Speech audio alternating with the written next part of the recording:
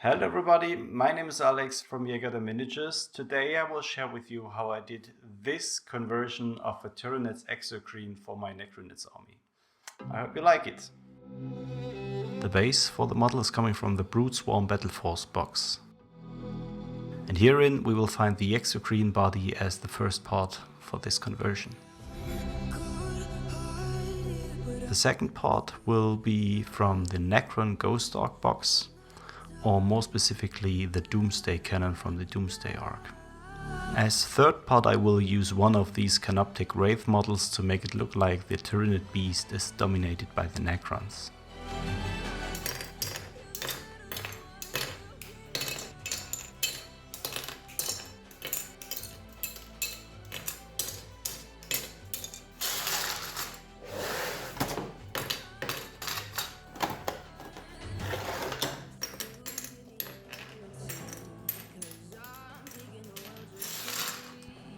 The cannon shall be right in the middle of the body, like it has been implanted into it.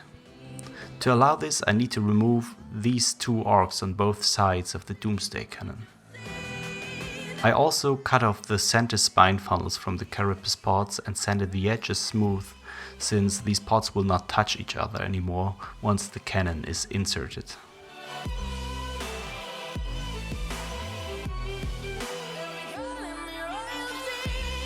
I used milliput to attach these two parts to the cannon.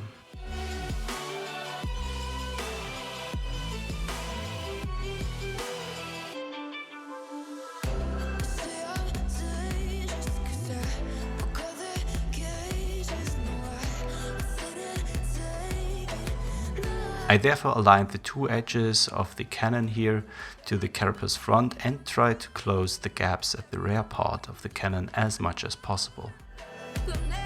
In the next step, I glued the limbs to the torso so the model will properly stand on the ground. After everything is dry, it's now time to attach the back with the cannon to the torso, somehow like this. To make this happen, we need to fill this cavity with something. Since filling up the body with milliput would make the model pretty heavy, I decided to use aluminium foil.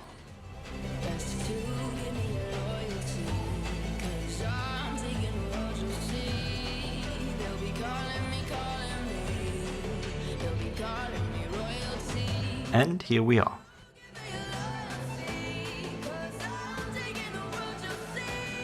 Now it's time to close the body and model the transition between the two parts.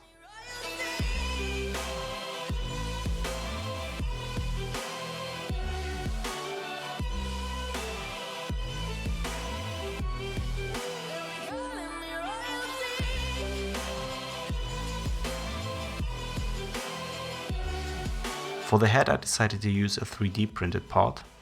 This one is from the Marcos cult, and the series is called Iron Hive. You can find the link to the file in the description. I attached the head with a ball of green stuff and modeled something like a neck, if you want to call it that way.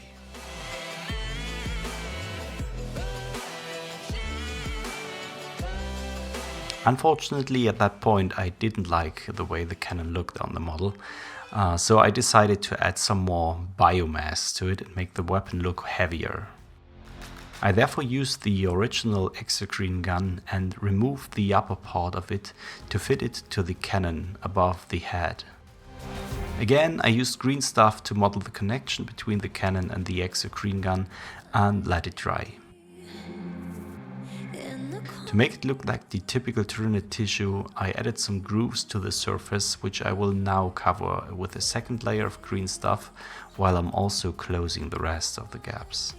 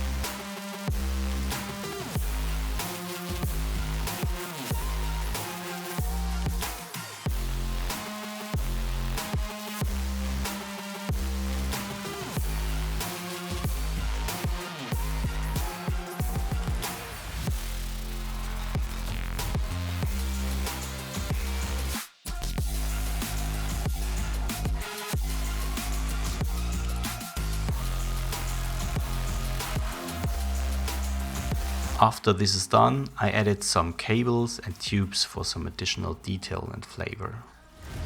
I therefore used the Rollmaker tool and green stuff. This is also drawing the attention from some sculpting mistakes here and there. Okay, now for some extras. I didn't like the small limbs from the Exocrine sprue, so I decided to add some Necronish legs instead. I therefore used the legs from a canoptic knight model I found online and scaled the files down to about 50%. And these are the legs, perfectly fitting into that socket. Again, the link to these files is in the description below. And this here is a weapon effect I wanted to use to make it look like the cannon's just about to fire. And here you can see the big plasma ball or whatever it should be. As I already mentioned, I wanted a canoptic wraith on the back of the Exocrine to make it look like it's controlled by the Necrons. I therefore assembled one of the wraith models, but left the legs loosely attached. I therefore cut off the pins here at the legs and glued them into position in a way that the wraith looks like it is crawling on the back of the Tyranid beast. For the final step, I only needed to cut off the tail of the wraith so it would fit under the belly of the Tyranid afterward.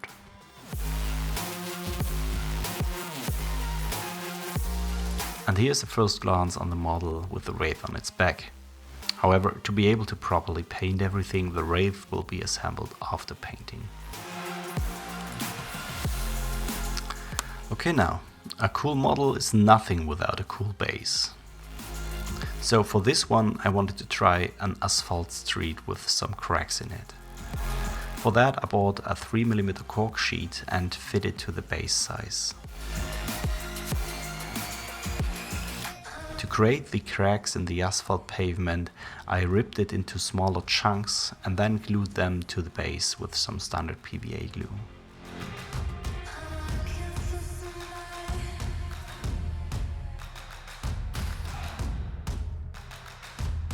After that I glued some sand into the cracks and used structure paste to cover the cork with some thin coat.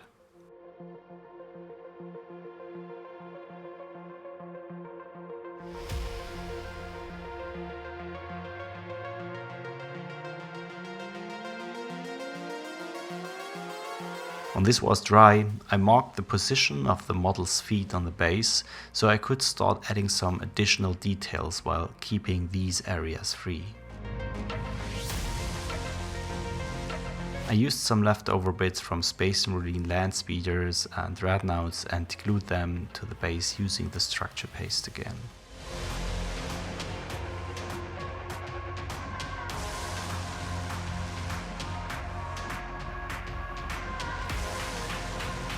Finally, I only added some stones and sand for more variety of structures.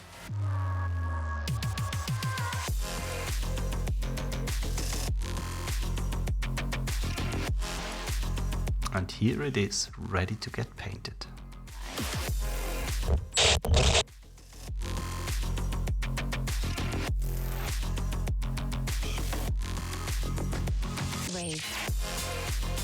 Okay, that's it for today. Thank you for watching. I hope you liked it, and if you did, please leave some comments and subscribe to my channel. See you next time.